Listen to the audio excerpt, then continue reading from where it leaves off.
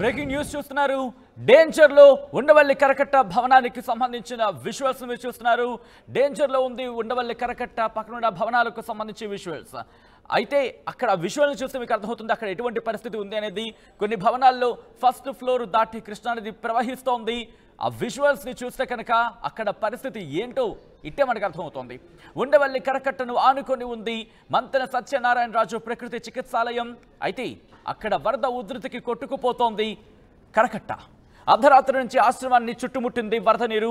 ఆశ్రమంలోకి 400 మంది ఉన్నారు. In fact visuals మీరు చూస్తున్నారు. అక్కడ ఆశ్రమం నుంచి రెస్క్యూ ఆపరేషన్స్ కూడా కొనసాగుతున్నాయి తాళ్ల సాయంతో. అదిగో మీరు చూడొచ్చు, ఒక పెద్ద తాడు సాయంతో అక్కడ వాళ్ళని బయటకు తీసుకొస్తున్న విజువల్స్ మీరు చూడొచ్చు. అంటే ఫస్ట్ ఫ్లోర్ వరకు కూడా అక్కడ చేరుకుంది. కృష్ణానది వరదలకు సంబంధించి విజయవాడ పూర్తిగా మునిగిపోయింది. ఈ నేపథ్యంలో ఎక్కడ చూసిన ఇటువంటి సినారియో. మరి ముఖ్యంగా మంతెన సత్యనారాయణరాజు ఆశ్రమానికి సంబంధించి విజువల్స్ మీరు చూస్తున్నారు. రోజు వాళ్ళు అక్కడ తిరిగే ప్రాంతం అది. అదుగు మంతెన సత్యనారాయణరాజు ప్రకృతి ఆశ్రమం అంటూ మీరు చూడొచ్చు. పూర్తిగా కూడా ఆ ప్రాంగణంలోకి నీరు వచ్చేసింది. వరద నీరు చుట్టుముట్టింది. దీంతో అక్కడ వరద సహాయక చర్యలు వేగవంతం చేసింది ప్రభుత్వం. ఈ నేపథ్యంలో అక్కడ ఆ లోపల ఇరుక్కున్న వారిని, చిక్కుకున్న వారిని బయటకు తీసుకొస్తున్నారు. తాళ్ల సాయంతో వారిని రక్షిస్తున్నారు. పూర్తిగా అదుగు వాళ్ళు సాధారణంగా రోజు అక్కడ తిరిగే ప్రాంతం అది. రిలాక్సేషన్ కోసం కావచ్చు, లేకపోతే స్వాంతన కోసం కాస్త ప్రకృతి కాస్త దగ్గరగా ఉందామని ప్రయత్నం చేస్తున్న నేపథ్యంలో వాళ్ళు రోజు అక్కడికి వెళ్ళి నడిచే ప్రాంతం ఉంటుంది. అది విజువల్స్. అయితే ప్రస్తుతం పరిస్థితి అలా లేదు. మరీ ముఖ్యంగా ఫస్ట్ ఫ్లోర్ వరకు కూడా వాటర్ టచ్ అయింది. మొదటి అంతస్తు వరకు కూడా వరద నీరు చేరుకుంది. దీంతో ఆశ్రమంలో 400 మందికి పైగా ఉన్నారు. రంగంలోకి దిగారు పోలీసులు, రెస్క్యూ సిబ్బంది. ఆశ్రమంలో ఉన్న వారిని తాళ్ల సాయంతో బయటకు తీసుకొస్తున్న విజువల్స్ మీరు చూడొచ్చు. అదిగో విజువల్స్ ఒక్కసారి చూస్తే అర్థమవుతుంది. ఎందుకంటే ఆ కార్లు చూడండి, దాదాపుగా సగం వరకు మునిగిపోయాయి. రోడ్ల మీదకు కూడా వరద నీరు వచ్చి చేరిన సందర్భాన్ని మనం చూడొచ్చు. పూర్తిగా మంతెన సత్యనారాయణరాజు ప్రకృతి ఆశ్రమాన్ని వరద నీరు చుట్టుముట్టింది. దీంతో అక్కడ వాళ్ళని కాపాడేందుకు రెస్క్యూ సిబ్బంది రంగంలోకి దిగారు. భారీ జేసీబీలు కూడా అక్కడికి చేరుకున్నాయి. ఎందుకంటే వరద నీరు క్రమంగా పెరుగుతోంది. 400 మందిని ఒక్కసారి ఆలోచించండి. ఒకరు ఇద్దరు కాదు, 400 మందిని రక్షించాలంటే ఎంత టైం పడుతుందో. మరీ ముఖ్యంగా అక్కడ బయటకు వచ్చేందుకు వీల్లేదు. దీంతో తాళ్ల సాయంతో మరి ముఖ్యంగా వృద్ధులు ఉన్నారు, పెద్దవాళ్ళు ఉన్నారు. దాంతో వాళ్ళందరినీ కూడా అదిగో మీరు ఇక్కడ కిందలో ఒక్కసారి చూడండి. పూర్తిగా గ్రౌండ్ ఫ్లోర్ అయితే మునిగిపోయిన పరిస్థితి. రైట్ సైడ్ బాక్స్లో మీరు చూస్తే కనుక ఆ విజువల్ని చూస్తే మనకు అర్థమవుతుంది. ఐ థింక్ ఇది ఫస్ట్ ఫ్లోర్కి సంబంధించి ఫస్ట్ ఫ్లోర్లోకి వరద నీరు చేరుకుంది. దీంతో వాళ్ళందరినీ కూడా, ఎందుకంటే సెకండ్ ఫ్లోర్, థర్డ్ ఫ్లోర్లో కూడా ఉన్నారు, వాళ్ళందరినీ తాళ్ల సాయంతో బయటకు తీసుకొస్తున్నారు. బయటకు తీసుకొచ్చి జాగ్రత్తగా వాళ్ళని రక్షించే ప్రయత్నం చేస్తున్నారు. ఎందుకంటే వరదలు ఒక్కసారిగా చుట్టుముట్టాయి ఇటు విజయవాడను. అవును, విజయవాడను వరద చుట్టుముట్టింది. ఈ నేపథ్యంలో అక్కడ పరిస్థితి మీకు కళ్ళ కట్టిని చూపించే ప్రయత్నం చేస్తుంది ఆర్టీవీ. ఇన్ఫాక్ట్ విజయవాడకు సంబంధించి నిన్నటి నుంచి కూడా అవును నిన్నటి నుంచి ప్రకృతి విపత్తు, ప్రకృతి ప్రళయం, జల ప్రళయం, జల దిగ్బంధానికి సంబంధించి ఎక్కడ ఏం జరిగింది, ఏం జరుగుతోంది, ఎటువంటి వాతావరణం ఉంది, మరి ముఖ్యంగా ప్రజలు ఎటువంటి ఇబ్బందులు పడుతున్నారు, విజయవాడ కష్టాన్ని, విజయవాడ జల దిగ్బంధాన్ని, విజయవాడ జల ప్రళయాన్ని, అక్కడ జరుగుతున్న సహాయక చర్యలని ఎప్పటికప్పుడు ఇటు ప్రపంచానికి చూపించే ప్రయత్నం చేస్తోంది ఆర్టీవీ విజువల్స్. మీరు చూస్తున్నారు. మా ప్రతినిధి కృష్ణమోహన్ అప్డేట్స్ అందించేందుకు లైవ్లో సిద్ధంగా ఉన్నారు. కృష్ణమోహన్, ప్రస్తుతం రెస్క్యూ ఆపరేషన్ ఎంతవరకు వచ్చింది? ఒకళ్ళు కాదు, ఇద్దరు కాదు, 400 మంది ఆశ్రమంలో చిక్కుకున్నారు. రెస్క్యూ ఆపరేషన్స్ ఎంతవరకు వచ్చాయి కృష్ణమోహన్? ఎస్ సచిన్, ఒక్కసారిగా వరద ప్రవాహం దాదాపుగా కృష్ణా ప్రవాహ ప్రాంతమైన కరకట్ట మొత్తం కూడా పూర్తిగా కూడా వరద నీటితో నిండిపోయిన పరిస్థితి. కేవలం మంతెన సత్యనారాయణ రాజు ఒకటే కాదు, ఆ ఆశ్రమం ఒకటే కాదు, దాని పక్కన ఆనుకొని ఉన్న వరుసగా అప్ టు చంద్రబాబు ఇంటి వరకు కూడా, ముఖ్యమంత్రి నివసిస్తున్న ఇంటి వరకు కూడా పూర్తిగా కూడా ఆ కరకట్ట మీదనే ఉంటున్న పరిస్థితి. సో ఆ కరకట్ట మీద ఉన్న ఇల్లు మొత్తం కూడా నీటితో ఉన్నాయని చెప్పాలి. ప్రధానంగా ఇది మంతెన వ్యవహారంకి వచ్చేసరికి కారణం ఏంటంటే అక్కడ నెలకి 2 క్లాసులు లేదు, నెలకి 2 సెక్షన్స్ జరుగుతుంటాయి. ఒక్కొక్క సెక్షన్ 15 రోజుల పాటు జరిగే పరిస్థితి ఉంటుంది. ఈ 15 రోజులకు వాళ్ళు కొంత అమౌంట్ని చార్జ్ చేస్తారు. తర్వాత 15 రోజుల పాటు వాళ్ళకి చాలా రకాల ఆరోగ్య సమస్యలు ఉన్న వారికి కావచ్చు, లేకపోతే వెయిట్ లాస్ కావచ్చు, ఇటువంటి కొన్ని చికిత్సలు అక్కడ చేస్తూ చాలా పెద్ద ఎత్తున కూడా ప్రచారం పొందిన మంతెన సత్యనారాయణ రాజు ఆశ్రమం అది. ఈ ఆశ్రమానికి తెలుగు రాష్ట్రాల నుంచే కాదు, పొరుగు రాష్ట్రాల నుంచి కూడా, తమిళనాడు, కర్ణాటక, అలాగే ఆంధ్ర, తెలంగాణ, ఈ ప్రాంతాలన్నింటిని కూడా సుదూర ప్రాంతాల నుంచి అక్కడికి క్లాసులు తీసుకునేదానికి, తర్వాత అక్కడ వాళ్ళ చికిత్సను పొందడానికి చాలామంది వస్తుంటారు. ఈ నేపథ్యంలోనే దాదాపుగా 400 మంది కొత్త బ్యాచ్ ఇక్కడ మొదటి 1వ తారీఖున జాయిన్ అయిన పరిస్థితి. మార్నింగ్ నుంచి బాగానే ఉన్నింది. సాయంత్రానికి ఒక్కసారిగా కృష్ణా ప్రవాహం పెరగడంతో ఒక్కసారిగా మంతెన సత్యనారాయణ రాజు ఆశ్రమంలోకి కంప్లీట్గా వచ్చేసింది వాటర్ పూర్తిగా మనుషులు మునిగిపోయేంత వాటర్ వచ్చిన నేపథ్యంలో అక్కడున్న సుదూర ప్రాంతాల నుంచి చికిత్స కోసం వచ్చిన వాళ్ళందరినీ కూడా తిరిగి సురక్షిత ప్రాంతాలకు తరలించేందుకు పెద్ద ఎత్తున రిస్క్ చేయాల్సిన పరిస్థితి అయితే కనపడింది. దాదాపుగా రాత్రంతా నెలల్లో కొంతమంది ఉండాల్సిన పరిస్థితి అయితే ఉంది. కొంతమందిని పైన ఫ్లోర్లకి తరలించారు. ఉదయాన్నే వాళ్ళందరికీ తాళ్ల సహాయంతో బయటికి తీసుకురావాల్సిన పరిస్థితి వచ్చింది. బయటికి తరలించి వాళ్ళందరూ సురక్షిత ప్రాంతాలకు తరలించడానికి ఎక్కడికక్కడ మనం చూస్తాం, రోడ్ల మీద వాళ్ళ సొంత వాహనాలు, వాళ్ళ బంధువుల వాహనాల కోసం వాళ్ళు వేచి ఉన్న పరిస్థితి. కొందరు కంపెనీ అంటే ఆశ్రమమే కొందరిని ఇంటికి తరలించే ప్రయత్నం కూడా చేస్తుంది. కానీ అంటే వాళ్ళు ఊహించలేదా, లేకపోతే ఎందుకంటే చుట్టూ ముట్టేసింది, ఇన్ఫాక్ట్ చుట్టూ ఎక్కడ చూసినా కూడా ఆశ్రమం చుట్టూతా కూడా నీరే, అంటే వాళ్ళకి అంచనా లేదా, లేకపోతే వస్తున్న సందర్భంలో కమ్యూనికేట్ చేసే ప్రయత్నం చేయలేదా, ఏం జరిగింది? అంటే బేసిక్గా చిన్నపాటి వరద వచ్చినప్పుడు సహజంగా నీరు వస్తుంటుంది.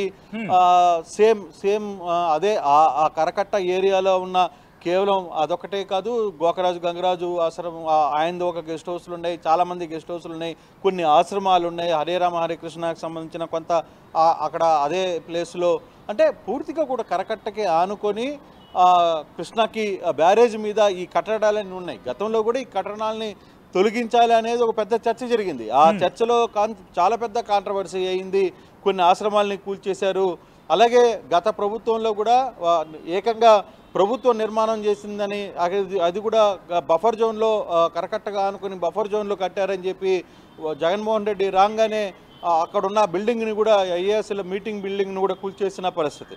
సో అటువంటి కరకట్ట మీద ఇప్పుడు చాలా ఆశ్రమాలు ఉన్నాయి. అక్కడ ఇవన్నీ కూడా ఉన్న నేపథ్యంలో వాటన్నిటి కూడా దాదాపుగా నీళ్లు చేరడం, కేవలం అదొకటే కాదు, దాదాపుగా ఆ ప్రాంతం ఆ కరకట్ట మీద ఉన్న అన్ని హౌసెస్ కావచ్చు, అక్కడున్న ఇష్యూస్ కావచ్చు, లేకపోతే అక్కడున్న కొన్ని గెస్ట్ హౌస్లు కావచ్చు, ఆశ్రమాలు కావచ్చు, వాటన్నిటిలో కూడా నీటి ప్రవాహం రావడంతో చాలా వరకు కరకట్ట మీదకి ఎవరిని అనుమతి కూడా ఇవ్వడం లేదు పోలీసులు. పూర్తిగా అందులో అక్కడ ప్రధానంగా ముఖ్యమంత్రి నివాసం ఉంటున్నారు. ఆ నివాసం ఉంటున్నప్పుడు కూడా అక్కడ కూడా దాన్ని అటువైపుకి పంపించట్లేదు. అయితే మంతెన సత్యనారాయణ సంబంధించి మాత్రం పూర్తిగా కూడా 400 మంది అక్కడ ఉన్న చికిత్స కోసం వచ్చిన వాళ్ళందరినీ కూడా రెస్క్యూ చేయాల్సిన పరిస్థితి వచ్చింది.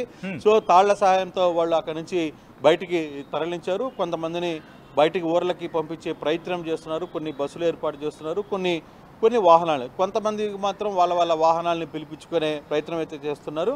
కొంత అక్కడ నిర్లక్ష్యం ఉంది అనేది చెప్తున్నారు. ఎందుకంటే చాలా ప్రాంతాల నుంచి డబ్బు కట్టి మరీ ఆశ్రమంలోకి చేస్తారు. వాళ్ళేం ఉచితంగా చేయట్లేదు, అక్కడ డబ్బు తీసుకునే అన్ని కార్యక్రమాలు చేస్తారు. అటువంటి పరిస్థితుల్లో కొంత కేర్ చేసుకోవాల్సిన బాధ్యత కూడా ఉంది. కానీ అక్కడ ల్యాప్సెస్ వాళ్ళు ఊహించలేదు.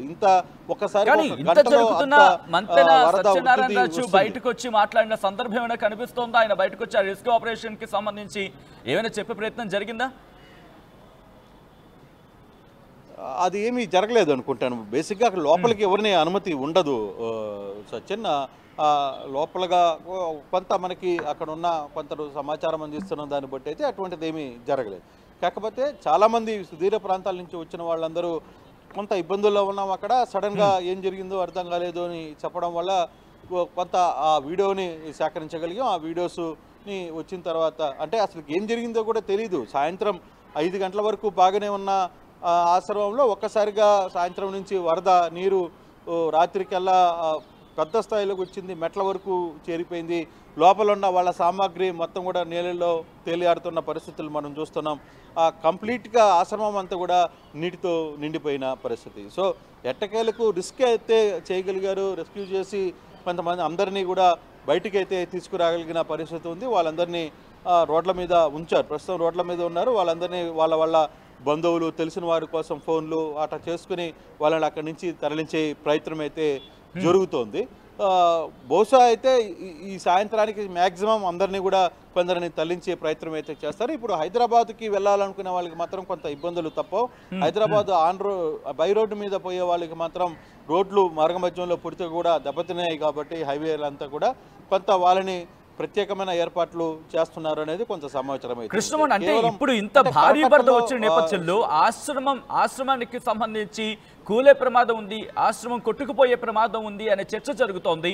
అక్కడ అటువంటి సినారియో కనిపిస్తోందా? అటువంటి పరిస్థితులు ఉన్నాయా? బహుశా సచిన్ అంత ఉండదేమో అని అనిపిస్తుంది. ఎందుకంటే అక్కడ కట్టడాలు కావచ్చు, లేకపోతే ఆ నిర్మాణం కావచ్చు, చాలా పకడ్బందమైన నిర్మాణమే. దాంట్లో ఏమీ వేరే ఆలోచన ఏమీ లేదు. కానీ కూలిపోతుంది, పడిపోతుంది అంటే ఇక నిజంగానే ఆ తాకిడి కానీ పెద్ద ఎత్తున తాకిడి జరిగితే వరుసగా అక్కడున్న చాలా ఆశ్రమాలు, అక్కడున్న చాలామంది పెద్ద బడాబాబుల గెస్ట్ హౌస్లు కూడా కూలిపోవాల్సిన పరిస్థితి ఉంటుంది. కానీ అంత సీన్ ఉండదేమోనని అనిపిస్తుంది. అయితే ఇంకొద్ద ప్రవాహం వేగం అంటే ఇప్పటికి కూడా 11,50,000 క్యూసెక్లు ఫ్లో పెరిగింది. అంటే ఉదయం నుంచి 11,25,000 క్యూసెక్ల నుంచి 11,50,000 క్యూసెక్లకి ఇన్ఫ్లో పెరిగింది. కాబట్టి కొంత ఇబ్బందికరమైన అంశమే. తర్వాత ఆ ప్రాంతంలో ఇప్పటికే చుట్టుపక్కల ప్రాంతాలన్నీ కూడా వరదకు ముంపవుతున్నాయి. అక్కడ ఉన్న కొన్ని గ్రామాలు కూడా వరదకి ముంపవుతున్న పరిస్థితి ఉంది. అమరావతి లోపలికి లేని పరిస్థితులు కూడా మనకి చూస్తున్నాం. సో అందులో కొంత అది డౌన్ ఫ్లోర్లో ఉన్న ఏరియా కాబట్టి కంప్లీట్గా అది మొత్తం కూడా కృష్ణా నది పక్కనే కూడా ఇదంతా కూడా ఆనుకొని ఉంటుంది కాబట్టి సో ఆ ఎఫెక్ట్ అయితే మొదటగా ఖచ్చితంగా వాళ్ళ మీద పడుతున్న పరిస్థితి మనం చూస్తున్నాం. మరోవైపు చూసుకుంటే ఇదే ఫ్లడ్ని కానీ కొంత ఇప్పుడు అవుట్ఫ్లో కూడా 11 లక్షలు ఫ్లో అయింది. ఉదయం నుంచి మనకి అధికారులు చెప్తున్నారు అసలు ప్రకాశం బ్యారేజే కొంత ప్రమాదంలో ఉందని చెప్పి స్థానిక ఎమ్మెల్యే చెప్తున్నారు. కొంతమంది నిపుణులు ఈఎన్సీ వెంకటేశ్వరరావు అక్కడ వచ్చి ఇప్పుడు మాట్లాడినప్పుడు చెప్పారు. తర్వాత మంత్రి వచ్చి ఇబ్బంది ఏం లేదు అని చెప్పి ఆయన కొంత దాన్ని కప్పిపుచ్చే ప్రయత్నం చేసినప్పటికీ కూడా వాస్తవం పరిస్థితులు వేరు.